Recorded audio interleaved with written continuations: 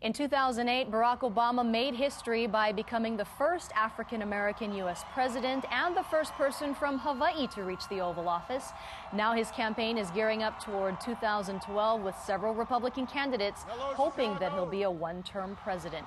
And joining us this morning is the former head of the Obama campaign in Hawaii, Andy Weiner. He works in D.C. now as an Obama appointee on ocean policy as the director of NOAA's Office of Strategic Initiatives and Partnerships. Andy, great to see you and welcome back to Hawaii. Thank you, Mahia. It's really nice to be back home. It's been a long stretch and it's good to be here.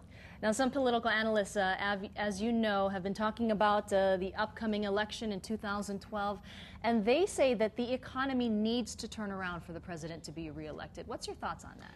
I think that the president is more than happy to have a conversation about what he has done since he has become president. The accomplishments of this administration in the short time that he's been there, I think, demonstrate that he deserves another 4 years. And I think that when the time comes to have a discussion with whoever the Republicans are going to nominate, when we talk about what's happened with the economy and with health care and with foreign policy, that I think the president feels pretty good about going out and talking about what he's done. In 2008, there were so many people who jumped into voting. There were minorities, young people jumping in, helping to elect the president. There was so much excitement back then, and what's being done now to reinvigorate that excitement? Well, we're starting to see the beginning of the campaign again. You're starting to see in Chicago, they've got headquarters. You're starting to see events around the country.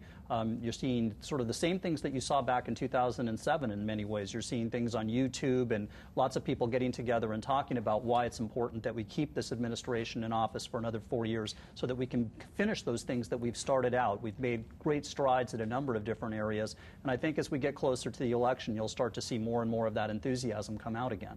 Who's the strongest contender of the Republican candidates so far? Michelle Bachmann getting a lot of attention. Mitt Romney appeared unscathed after this latest debate. I think that we're ready really for any of them. It's really up to the Republicans to decide who it is that they think is their nominee. I think that we're ready to run based on whatever it is that they decide they're going to do.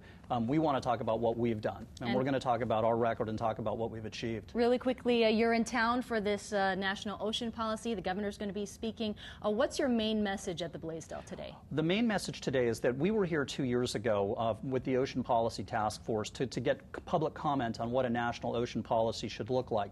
President Obama signed last year the executive order creating a national ocean policy, which was a historic thing. I mean, for Hawaii in particular, I think that if you want to see somebody whose roots are in the Pacific, all you need to do is to read what he's done by creating this policy.